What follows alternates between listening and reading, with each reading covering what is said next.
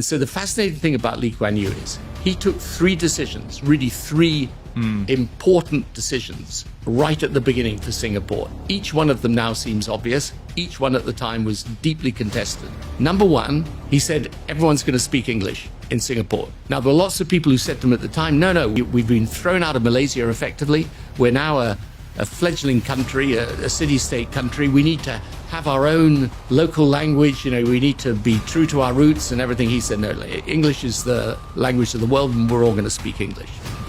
That's what happens in Singapore. Secondly, he said, we're going to get the best intellectual capital and management capital from wherever it exists in the world, and we're going to bring it to Singapore. And again, people said, no, we should stand on our own 2 feet. Why? And you're also bringing in the British, who we've got all these disputes with. And he said, no, I'm going to bring in the best from wherever they are, and they're going to come to Singapore.